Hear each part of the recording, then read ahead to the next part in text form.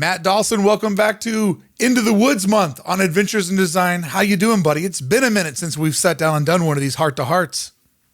It has. It's been several minutes, but it's great to see you and get to sit down and catch up. And yeah, super stoked for Into the Woods month. It's going to be fun. It's going to be an interesting thing for you to be at one of these shindigs where it's our bud Dan who's all on the line, right? It's not people constantly coming up to you and be like, we just ran out of ice. We just ran out of cups. Hey, I don't know if you know this, but somebody just dropped a skid of Diet Cokes in the back and the carpet's being ruined and it's coming out of our deposit. Like, you just get to be you this weekend at Into the Woods. So I bet that's going to feel extra special for you and Tony. Yeah, it really is. And I mean, you're 100% accurate. Like, that's exactly how it is. So it will be nice and markedly different to be able to be on like the side of the fence with things and actually get to absorb a little bit more. And like Dan came down the crop back in April and I pretty much tagged out with him. I was like, all right, man, I'm done. Yours is next. Here Yeah, I love that. Yeah. I love that. So let's kind of start here, because your workshop or shall I say lecture that you're doing at Into the Woods, it's about creating community in design. And I think even if it's not attached to design, like, I feel like everybody feels a stronger importance to community now more than ever, because in 2020, a lot of our communities were like stripped away from us and we had to find new ways to communicate. And now that we're out of that world, we're trying to figure out what the new language is. And there were so many different like cultural things that happened over 2020. I mean, it really kind of like reset the rules. But before we get into all of that, I thought a really great place for you and I to start and to kind of share and get the bond of the conversation going, because these aren't interviews, these are conversations. Do you remember going back into your life, the very first place that you wanted to belong? Because part of understanding community is remembering when there was one that you wanted to be a part of, but you were an outsider. Do you remember that moment in your life, Matt? Oh yeah, absolutely. I think for me, it's and I think you have like little vignettes of this like your entire life, like going through school and whatnot and wanting to belong in this crowd or this clique or whatever.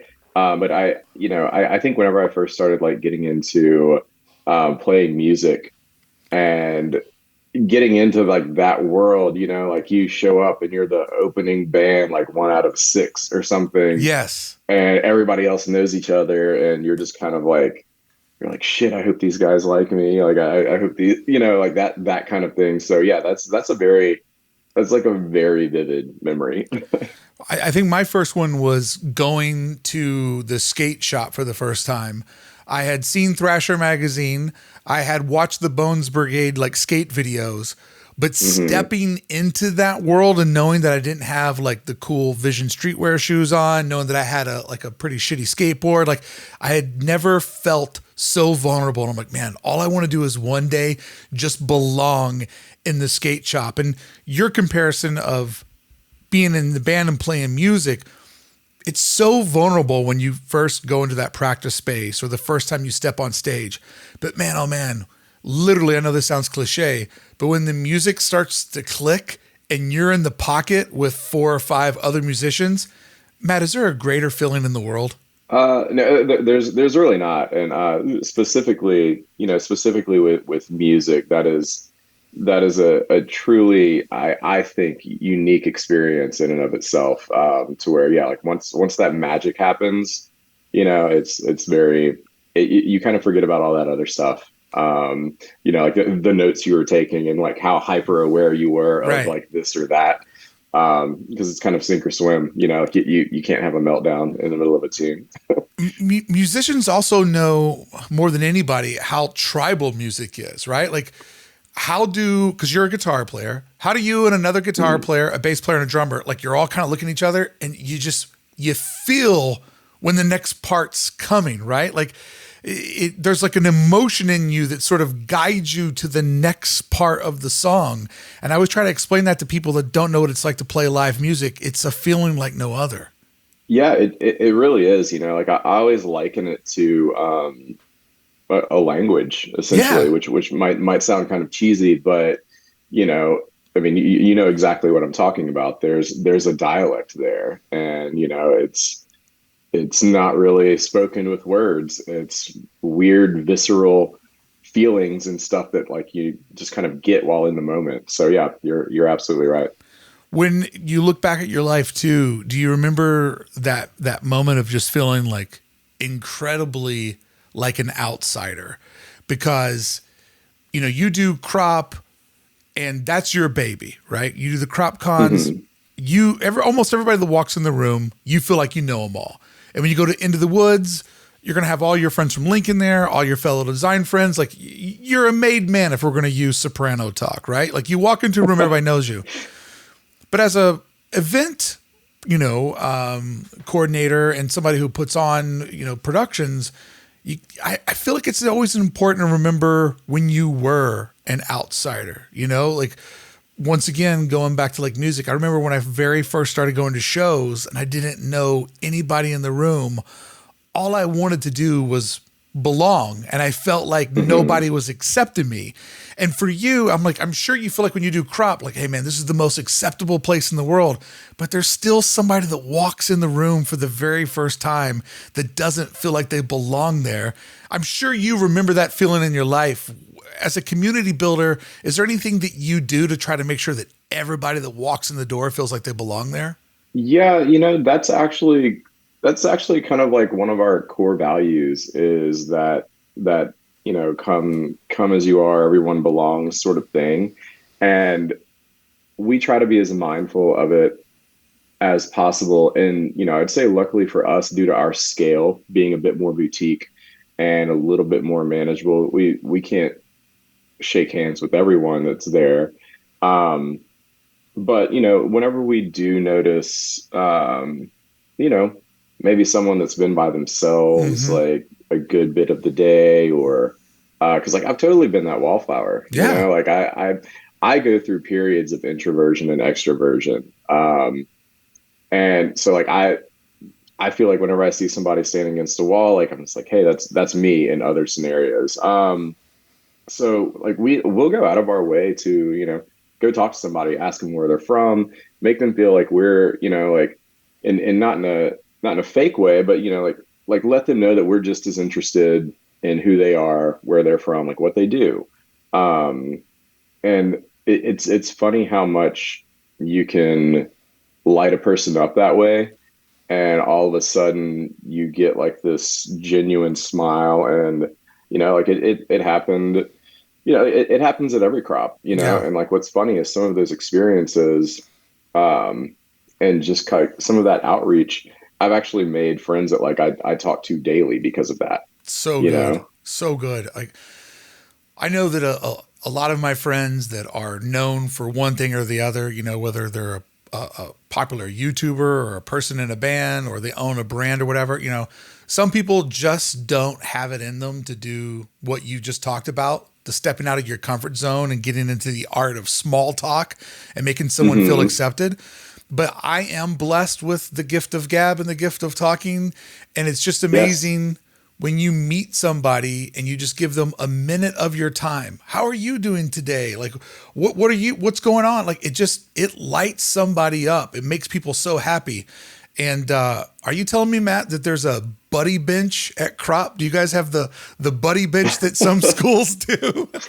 No, we don't have that, but like like you've been to a crop event, so like Yeah, you know the two. scale at which we operate, and like it's very easy to meet somebody, and then next thing you know, you're like, you know, hey, like come over here, meet so and so, and then all of a sudden that person went from knowing no one to talking with the founder of an event, or like one of the team members, to a handful of the attendees. And Right. then like you see them at the after party, and they've kind of come out of that shell a little bit, like they're hanging out with somebody that, you know it's nice to get that ball rolling. And sometimes I get it. Like as an introvert, shit, man, like it's tough to come out of that shell, especially when there's a lot of noise and like you're seeing people hang out that know each other. Yeah. But being able to facilitate, breaking out of that, it's rewarding. I think that that's one of the smartest things that Dan and the rest of the Lincoln team have done with Into the Woods. And when I was sitting in marketing meetings with them, I'm like, I think the biggest selling point for this is that a lot of events, everybody hangs out throughout the day, but then people go and drink at different bars. And with what they've done with Into the Woods, with everybody staying at the same lodge, I feel like it gives a better chance of meeting that person that spoke on stage. Like if somebody hears what you have to say, they'll probably have statistically more space. Like if you're the first dude in your crew that's eating breakfast, to sit down and eat breakfast and be like, hey man, like yesterday when you said this, it meant so much to me. Like I just feel like there's more of those moments with everybody kind of being a little bit more captive and being in the same group, which I think is a strong selling point. Oh, 100%. Yeah, I think that's very accurate. You're going to run into people in the elevator, Yeah. getting coffee, and it's not like everybody just splinters after, like after you leave the venue. The place is the venue. Yeah. So like that is a really unique aspect of this. And the venue's just cool as hell. So I, Yeah. I think I think there's a lot of positives there. So when you did crop after 2020, because did you have to cancel one or postpone one? Like how did the shutdown year affect your community driven business? So when did everything hit the fan? Was that March of 2020? March of 2020, and you were going to have your first Texas one that year? Yeah, that was going to be the first. Well, it was going to be the second Austin one. Okay. But it was also going to be like our fifth anniversary. So yeah. And so, weird stuff started happening in March of 2020. And it's like this whole like, will they, won't they kind of thing. Oh, we can still do this. And then as March went on, it became very evident that like, hey, we can't do this. So like we were like 5 weeks out, and we were just like, all right, we've got to call it. Just for the safety and uncertainty of everything that was happening at Right. that time. And then we tried to push it to November, and thinking that like, hey, hindsight being 2020, like it's kind of, that was silly and naive to think that a few months after like it would be okay. And then we pushed that. And then finally, like we just leaned into that forced break. We're like, okay, 2020, we're not doing an event. We realized we couldn't do one in 2021. So, we took another break year, and then we finally got back into it last April, and it felt good. It Yeah. was like riding a bike, Yeah. like a little bit, a weird bike with a lot of moving pieces, but it was really nice to get back into it after that. You know, you thrive, like if the event that you put on thrives on community and being together. We've never been a digital entity, like virtual kind of thing. Like that's not our vibe. Like the magic with us happens in person, and we didn't really lean into any virtual stuff, and people got their community from these little things for 2 years, Right. and lived in their phones and on social media. And it felt good to break out of that, honestly, because like I was getting a little stir crazy.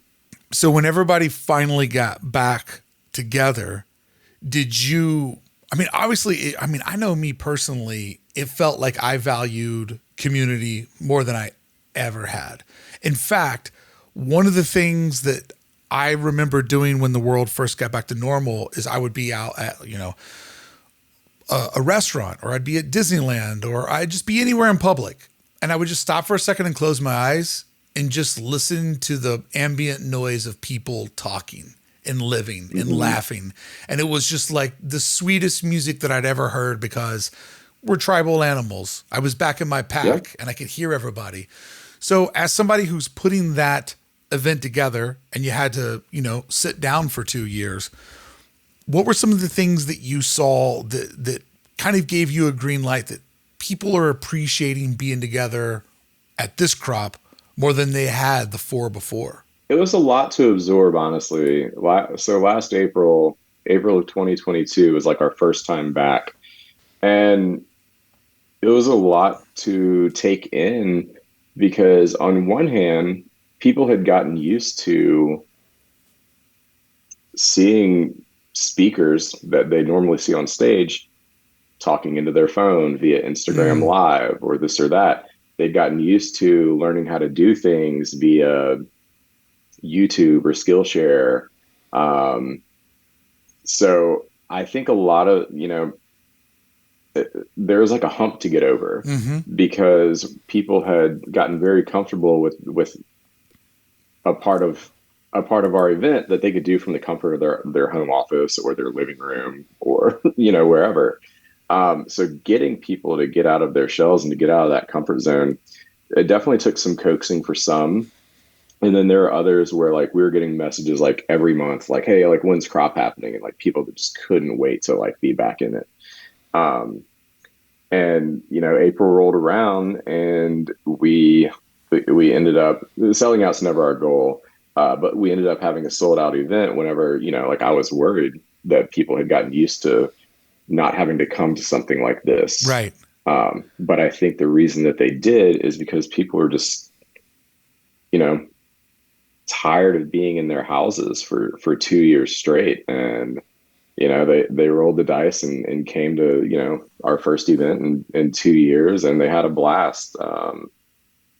Lots of laughs, lots of good times. It was, I don't know, it was cathartic to watch, and just, I don't know, it felt really good.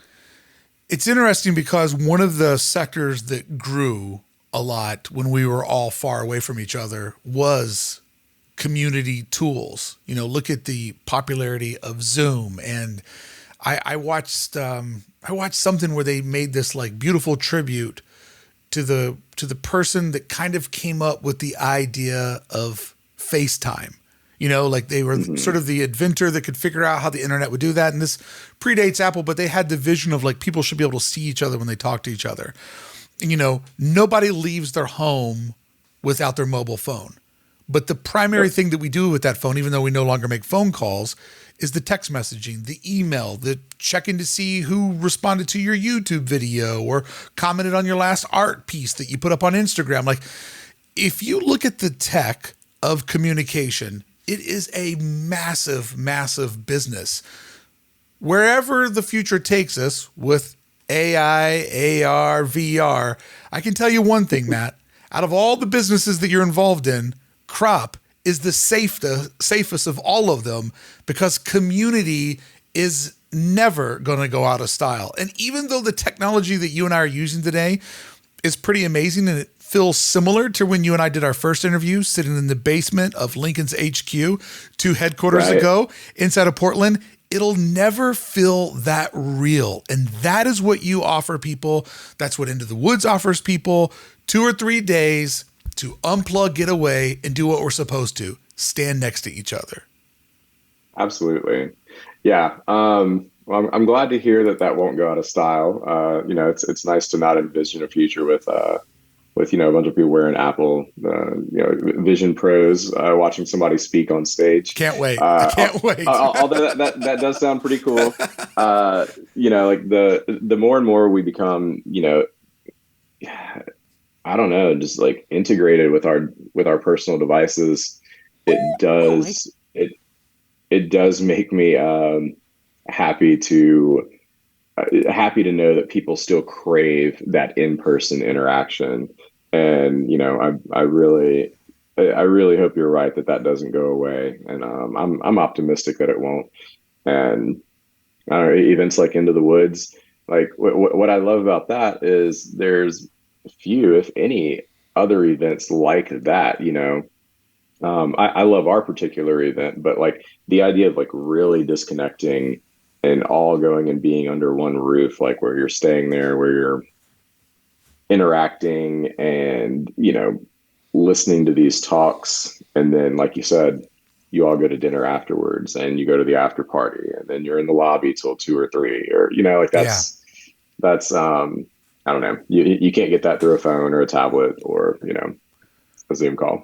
One of the things I learned from going pretty far in the music industry, from both on the talent side and then working in the actual industry, is I got a really good gauge at how back in the day, we're talking about in the 90s before the massive internet explosion. And the internet's doing the same thing, but just with numbers instead of actual humans. But I remember seeing bands that could build a community of, the F word I hate, fans, but it works in the music scene.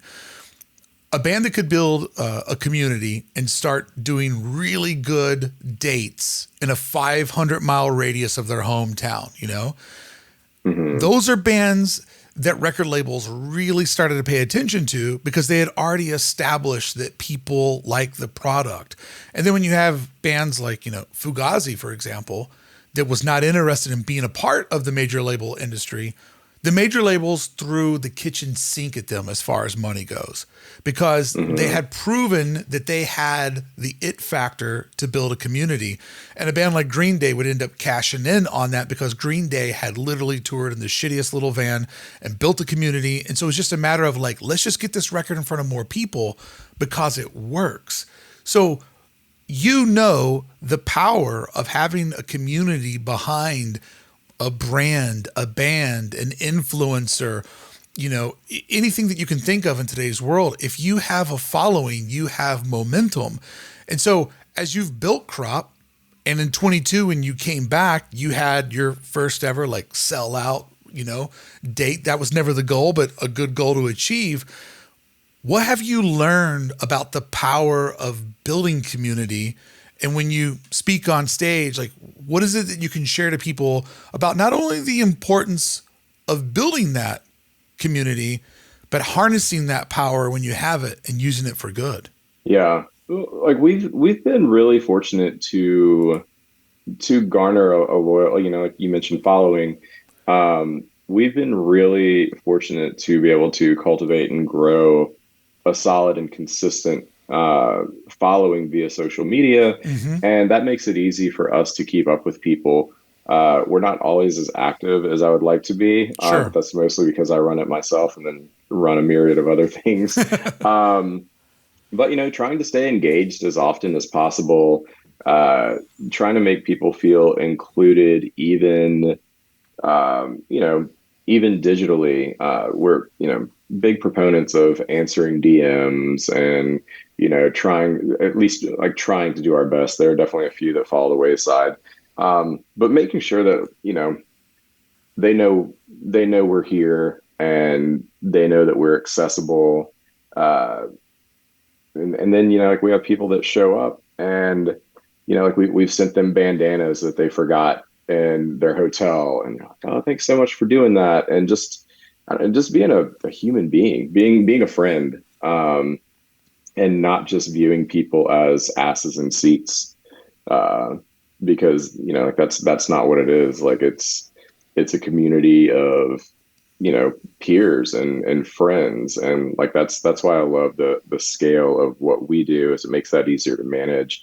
And I think one good thing that Into the Woods has going for it is the scale that Dan and them have kind of benchmarked for this. That was like one of the first things that, like I mentioned, I was like, that's really smart, because that's going to allow that connectivity to really grow. Yeah. Instead of, and like I like some of the bigger ones. I won't name names, but like you go there and it's just like you're little fish in an ocean. But like some bigger conferences that I go to, it's a different vibe and experience there than it is whenever you're, like you're sitting down with a speaker and having coffee with them the next morning versus somebody getting ushered off stage and then they're onto a plane and then cool. There they go. Yeah. I mean, you're talking about scale, right? And the conferences that you and our other peers put on, they're very niche, and they cost what they cost because it's not, thousands of people that you can break the prices over. It's a few hundred people, if you're lucky, that divide up all of your expenses. And, just using Austin for an example, when you do Crop, it's very intimate. You go to South by Southwest, you just feel like you bought a ticket to a very weird arena show and the entire city is the arena and you don't really matter in the scheme of things. What I love though Yeah. about your approach to like getting back to the DMs and sending the bandanas, and tell me if I've guessed this right, because this is kind of what I do with my YouTube channel. Whenever I put up a video, I try to do a live premiere, which gives me the ability to watch it with the viewers. It's a great way to communicate and talk to people. I do a live stream once a week because I'm not good at DMs or writing people back, but I'm good at talking to people. So I focus on my strengths. So when I do meetups in the real world, that feels like a family reunion. And if I look at your business model, it's like we DM, we talk digitally all throughout the year. So then when we do crop, that's the big family reunion. And because you've established those relationships and they're genuine real world relationships that you've nurtured for 362 other days out of the year, when you get together for 3, it's the family reunion vibe, right? Oh, I mean, yeah, that's nail on the head. Yeah, it keeps things flowing to do it like that. And that way, whenever you do meet up, you're just picking up wherever you left off. And that's such a good feeling, and it also mitigates the small talk, because you're having a real conversation with someone because you've kept in touch with them, for X amount of time. Yeah, that's when I first started doing the gig poster shows, because all of us had become friends through the old chat board, gigposters.com. It's like when we met each other in the real world, we were already friends. And I realized then, I'm like, wow, the internet accelerates relationships so that when you meet somebody, you already feel like you can trust them. There's already like a safety net there. There's already inside jokes, like all those little pieces of, the fabric of society that we love so much. It is interesting though, because your business, like any business that runs on people, sometimes it is people as a product. Like you just can't deny it, because you got to go, well, somebody pitched this to us and it's $10,000. I got to take my people and divide them by $10,000 and go, what's my head count? What's my price per head? Does it work? And it's an interesting thing for anybody that looks at numbers that are people. Views, downloads, comments, hearts, likes. Like you can start to see the numbers of people, and in your spreadsheets, you can see it as numbers of people. But it's so important to always remind yourself, those are people, not numbers. How do you make sure that when you're doing the spreadsheet management and the nasty part of all of this, that you're still focused on the fact that those are your buds, even though right now they're a column in a spreadsheet that you don't want to look at anymore?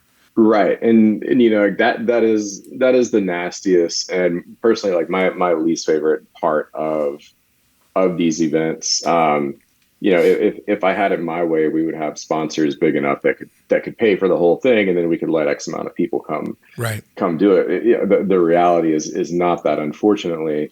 And with where we live and operate out of in Austin, Austin knows its value. They know that if we don't want to pay for this venue, they've got 5 other people ready to sign a contract. And like I mentioned, with all of the moving parts that go into these events, it's line items everywhere. So it is, you can't ignore the numbers, but at the same time, we try to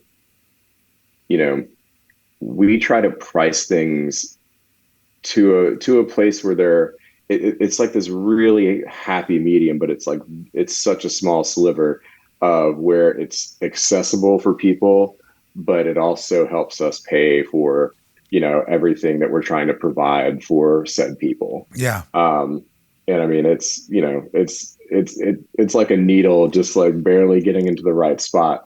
But like that's always been one of our goals, is we don't want to price anybody out, and we want to make sure that we price according to what it's going to take to pull this off for us. And that's trickier some years than others, but with rising costs of everything, like I see, sure, I don't know, everything is going up, and I would rather, I can't remember who it was, some celebrity or musician or something, and they were talking about how like they gift family members and friends trips because it's an experience and it's not a thing. Yeah. And that's kind of how I go into, whenever I want to go to an event or something. I'm just like, well, yeah, I could use this money for this, and then that's that, but I'm going to miss out on all of this other, life. Yeah. It can, the numbers that represent people can be a really tricky part of any business that's dependent upon audience. Because, I tell people, I'm like, they're like, well, don't worry about the numbers, with like my downloads and views, like the way that I make money. And I'm like, I have to worry about the numbers. Like, it's the numbers is how I get paid. And if things are going the wrong way, then I need to make some changes.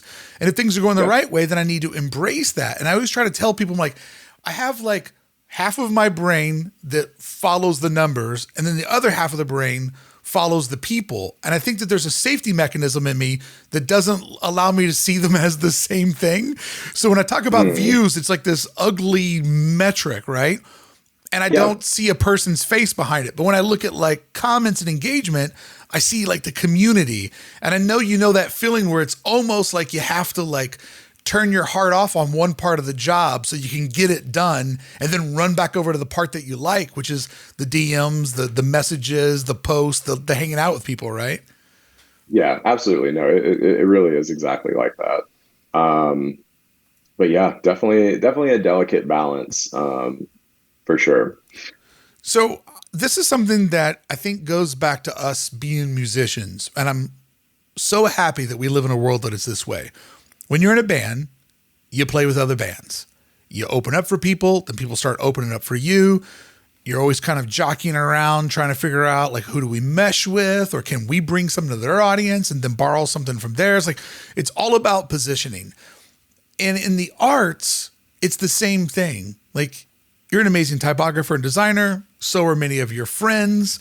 Like I love that we exist in the world of creativity where I think most of us that operate at a high level go, hey man, your band sounds like your band. So I don't see you as my competition. I see you as my friend. And in fact, I can Hmm. be a fan of your music.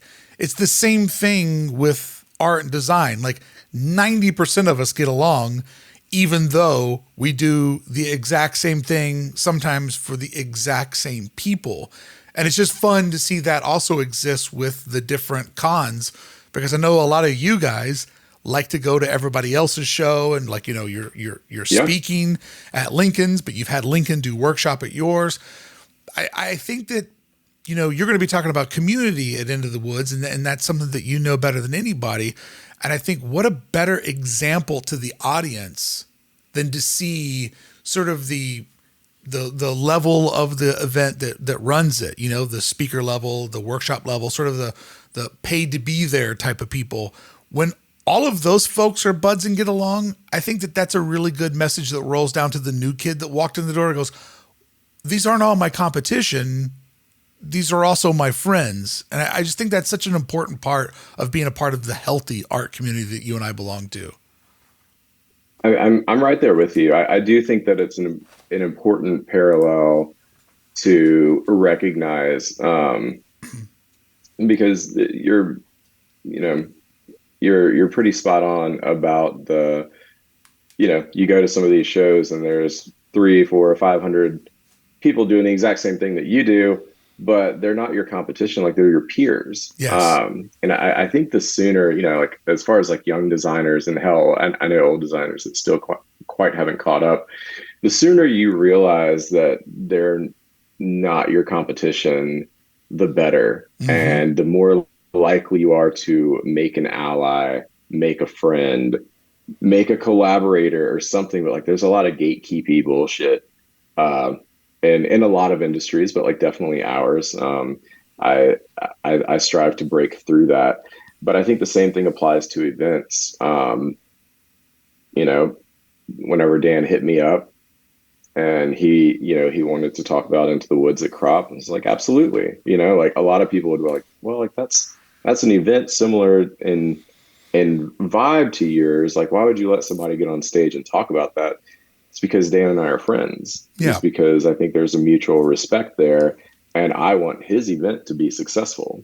Like, how shitty would it be of me to not want something, like, and like that's just not really how I'm wired. So, just more than happy to be like, yeah, hell yeah, like let's get up there and let's talk about it. And, him reciprocating, and, like, now that Tony and I are coming out and being a part of it, I wish there were more of that in the creative world, but that's my personal take on it. It's not always seen like that. It's not, and it's a shame because it's actually not only good friendship, but it's good business because people know you as a standard of quality for events. So if you're speaking at another event, then it must get your approval, the crop approval. And if somebody goes to Into the Woods, sees you speak about community, they might be like, man, I had so much fun this weekend. You mean I can do it all over again in Austin, 6 months from now, and vice versa. People see Lincoln there. Like it's smart to realize that we can all raise each other up, elevate each other's careers. Somebody I know starts a podcast. I'm like, if you ever need a guest, I know how to do it, and I promise I'll let you lead it. And if you need to come on mine to promote it, I really don't care. I can't wait to help you out.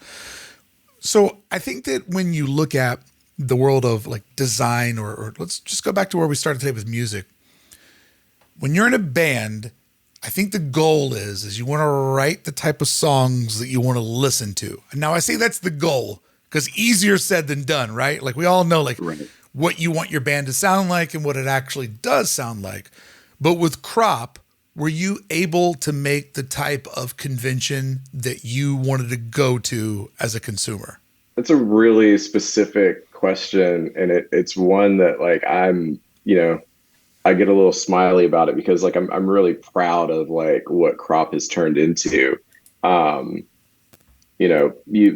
You know me, Mark. We've hung out. I'm a little more rough around the edges than super squeaky clean corporate. Yeah. And I've always likened our event, like to more of the kids under the bleachers than the ones at the pep rally. Yeah. And, like we've been fortunate enough to like lean into that, but not intentionally. Like, I think for us, it's happened organically. And like, I don't know if it's through the speakers and the programming that we've cultivated and put on, or if it's the types of attendees that we've attracted.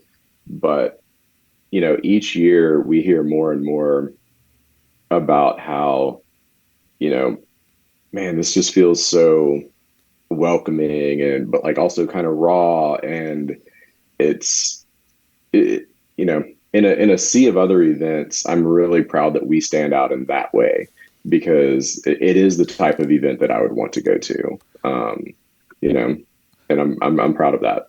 Yeah. I think that your event is like most successful businesses. And I'm sure this is a big part of what you're able to teach people is that it rolls down from the top. And you and Tony obviously have curated the type of show that you wanted to go to. And like I've been to 2 Crops. I spoke at one in Portland with Benny Gold and Lincoln and a handful of other folks. But then I just drove down and attended one that you did down in San Diego. And the one in San Diego was interesting because like you gave a handful of people their first ever stage appearance. They had been to conferences before, they'd never spoke. And you gave them the stage, you gave them the microphone, and you gave them your audience. And so I think that you guys, as far as your version of community building, is I think that it really kind of rolls down from the top of you guys are loose, you guys are cool with things being, I say rough around the edges, but just not like overly slick. I would call it more of like there's a natural vibe to it versus like everybody's trying to be something that they're not. I know authenticity is worn out, but there's an authentic vibe there. And so I'm sure when you do your speech and you talk about community building, that's got to be such a big part of it because, everybody says, be yourself. But not everybody does that. But it's obvious when people do. And like you and Tony aren't being anybody that you're not with Crop. And I think that does set up a welcoming signal that when you walk through the door, you can just leave all that bullshit at the door and just come in and be yourself. Yeah, I think that's a good observation for sure, and I think it's one that I can definitely agree with.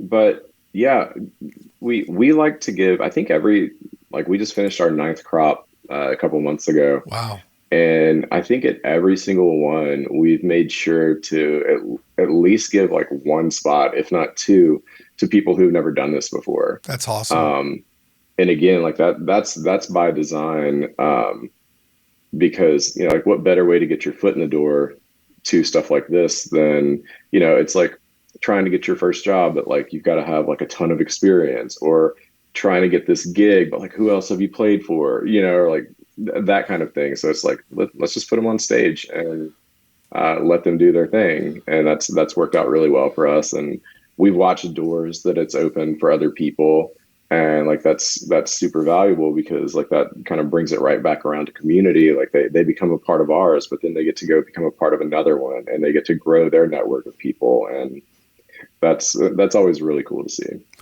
The funniest thing you could do is brag about how you always give a spot to somebody who's never done it before, and then have it be Draplin wearing a fake beard over his beard, trying to convince everybody that he's never spoke on stage before. Yeah. So, And I mean, it is a bit of a dice roll, but like we've had pretty consistent luck with the people that we've like the like rookie speakers just killing it, which is awesome. yeah, I mean, the only advice I give to anybody with rookie speakers is you just have to make sure that you have good stage management, because it can go two ways. You can walk up on that stage and time melts and it goes really fast, Hmm. or you can be on slide 3 and be at 40 minutes and everybody's like, dude, you got to cut it off. I think that's Yeah. most people have a really great story to tell. It's just that clock management that you learn with doing it over and over again. That's the only dicey thing I see with new people, because they're going to be able to tell a good story. Even if it comes out a little rough, people are rooting for them. It's not like this is like stand up at the improv Yeah, where everybody's yeah. there with their arms crossed, like, make me laugh, asshole. It's like people are rooting for that person on the stage because there's a bit of them that is that person that's on the stage. Yeah, no, for sure. And like I try to do my best to make sure that I'm really accessible to them, because like I think at this point in the game, I like to think I know what constitutes like a successful talk. Sure. So I try to make sure that I'm there for like I'll review slides, offer critique, stuff like that. And then, like our buddy Bart, he's the best stage manager anybody could ever ask for. And he's always on top of that stuff. So by the time, from the moment like I ask somebody to speak till they're on stage, we've really polished, and finessed that as much as we could to Stage set them up for management. success. Stage management Yeah. is so important. It's like the type of thing that you don't recognize that it's happening when it's going well. But if an event's like, oh, we don't need a stage manager, oh, you can tell so quick. So when you're at Into the Woods and you're teaching people about community, give us a little bit of a preview. What are you focusing on? Because you are at a pro level of community building, but how can you take something as big and as abstract to managing crop and work that over to a freelancer or somebody who works at an agency inside of a bigger company? Like, what can those folks take away that they can use on a smaller scale that you're just knocking it out of the park with on a much, much larger scale? Yeah, I think we're definitely going to try to paint with broad strokes, on how to apply some of what we've learned, Mm. um, outside of events, to where you can, like you said, apply that to your day-to-day life. Tony and I, you know, Tony and I, like our relationship is a result of community and reaching out. We're going to tell the story of how we met, and next thing you know, we've been working together on various projects for like almost 10 years now. Um, so yeah, we're gonna try to make it digestible for everyone, to where like not everybody thinks they need to leave Into the Woods and like, oh, the only way I can apply this is to start an event. Like it's not that. It's more of the importance of people Hmm. and your relationships with them, and how to grow and nurture and cultivate those relationships. So speaking of all of that, at the end of crop, because I've done events too, Hmm. you always get that moment where you look around in the room and there's that part of your brain that's like, hey, dummy, all these people are here having fun because you did this, because you worked extra hard, because you sent the emails, because you told your wife, like, can we gamble $20,000 of the family's money on a deposit for a venue? Like, Right. there's a moment where all of the love in your heart doesn't fit anymore. And the only way that it comes out is through your eyeballs. So what chokes you up? Because I know you have to have that moment at all 9 crops. Like, what's the moment that just makes you be like, this is too much for me? It's always the end for me.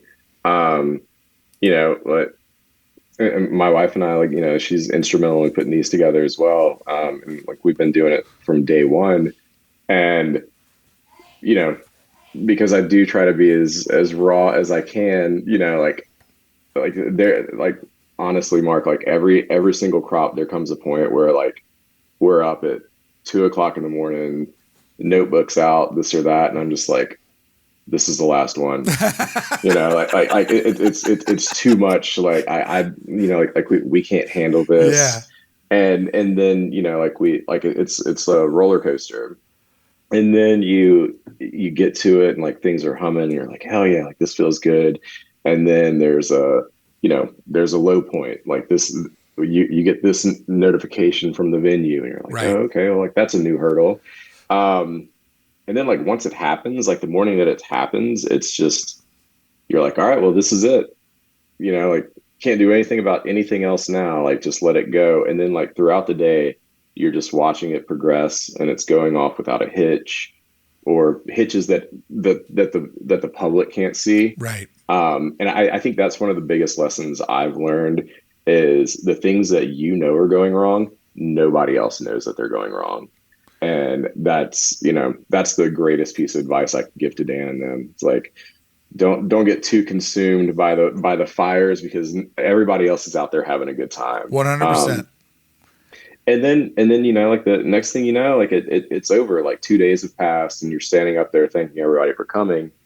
And, you know, maybe 3 months prior, you're like, this is my last one. But whenever you're on stage and you've got all those emotions swelling, you're just like, I can't wait until the next one. I know. So, it kind of makes you understand why, you know, professional athletes, they get so good at what they do, but they have a ticking time bomb, which is their mortality and their health. And I think that, you know, you're somebody that would have a massive understanding why at the final press conference of the final game of the year, you don't announce whether you're coming back or not, because at that moment, you're an emotional wreck, you know, like right. All the fans just cheered you. You walked off the field. It might be your last time ever. Like that's a moment where you can't trust to make a decision that your entire family is dependent on.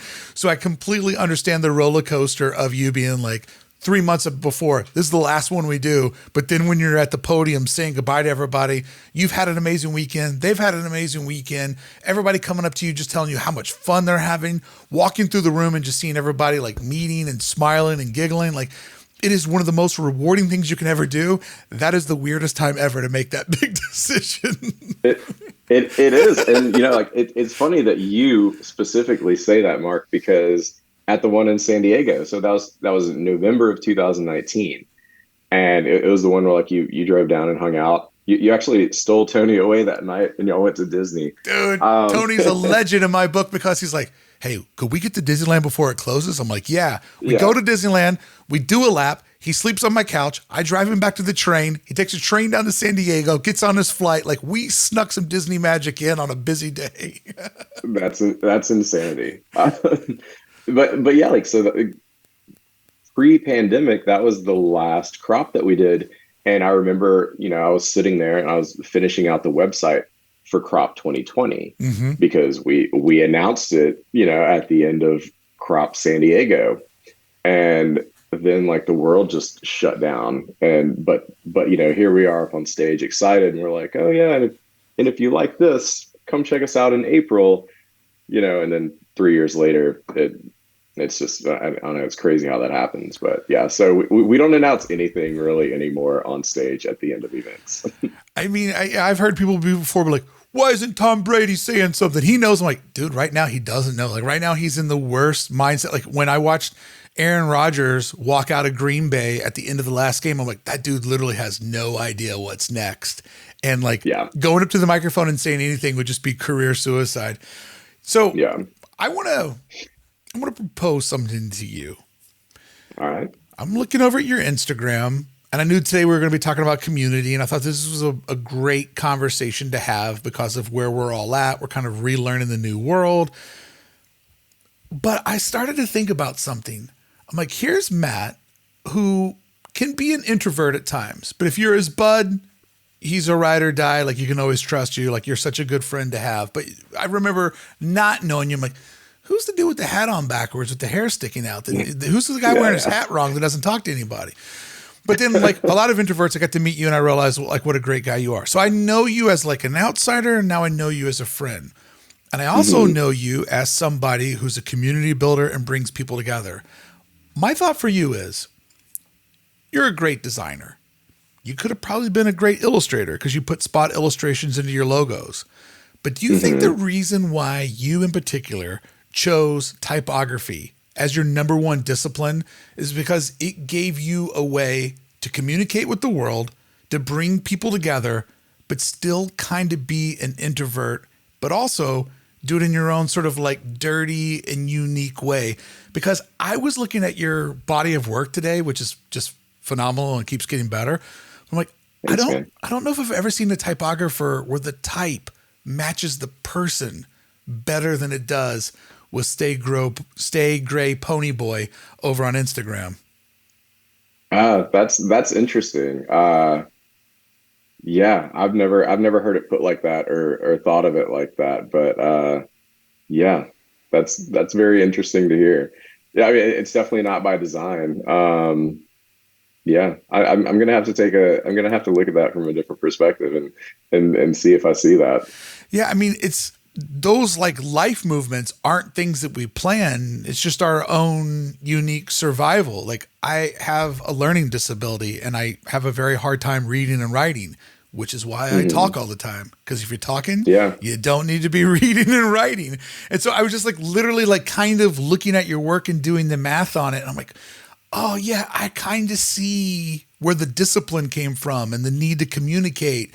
And like you're so meticulous in the placement of everything, but yet there's a looseness to it. Like, I don't know. I really enjoy your work. And when I was looking at interviewing you from a different perspective, I'm like, you know, I'm kind of seeing a lot of personality. And, you know, you see a lot of personality in illustrators. There's those people that everything that they paint looks like them. I'm like, Oh yeah. Matt might be the first typographer that everything that he writes out looks like him. Yeah, that's definitely an interesting theory. Like it, you know, the more I think about it, the more it kind of starts to click. Yeah, I'm gonna take a look at that. I caught you off guard That's on that awesome. one. So No, I'm flattered. I love it. before we part ways in our fun conversation today, I just got to know as a bud, because the last time we were hanging out and riding around together, Austin was something that you and the family were just getting ready to do. How's it working out for you? I know moving to California was the best thing that I ever did. How's Austin working out for you and the family? You know, we love it here. It's a fantastic city to live in. It's a great city to be a creative person in, you know, in all aspects of it. Yeah, it's changed a lot, but I mean, tell me a city that hasn't, and you know, I'd be shocked. But yeah, Austin's great. It's been really good for us, and I mean, you know, I say that now. The heat wave comes next week, so you know, ask me next week whenever it's like 102 or something. It might be a little different, but no, man, I love it. Proud to call it home. Yeah, that's awesome. I love to hear it. And, you know, you probably learned this from this and other times you move. There's just something about change of environment that just kind of makes you feel like it gives you an opportunity to see things differently, to do things differently. And I think that's also what makes these, you know, we're here talking about Into the Woods today, but it works with crop as well. It's like stepping out of your comfort zone, stepping into one of these little bubbles for 2 or 3 days, getting that different perspective. I just think it's one of the most valuable things you can do to sort of like jumpstart, recharge, whatever you want to call it. But I always know that when I come back, after I get caught up on the inbox, I'm ready to kick ass. Yeah, no, 100%. I'm the same way. I think that change of scenery to here um, was a huge catalyst in terms of, wanting to step up my game. A lot of creative competition here. Sure. Um, you know, and just in terms of there being a large density of designers. So it makes me want to step my game up. And I think it's the same thing whenever I go to, you know, creative events. Like I know it's going to happen with Into the Woods because the people that are going there are just going to be, monstrously talented. And you're right, that always kind of like lights a fire under your ass, and you're like, all right, like I want to get to it. Like I don't know, I want to go level up. Yeah, I mean, you know this from being in a band, you know this from doing crop. Life is its best when you just have that smile on your face where you feel like you've met all the best people that are doing all the best things, and you're just like, I don't want this night to ever end. Like you look around the room like, this guy does something I respect, she does something awesome, that person I'm so excited to finally call them a friend, just met them, don't even know what their deal is, but they seem rad. We're all sitting here doing this thing in this beautiful space. Like those are just those nights that I miss so bad in 2020. And I thank you on behalf of everybody that goes to your events that you try so hard to make that happen for them. For sure. Hey man, always good talking to you. Always good seeing you. I cannot wait to hang out with you at Into the Woods, bud. Yeah, I'm looking forward to it, Mark. Always a good time, man. See you then.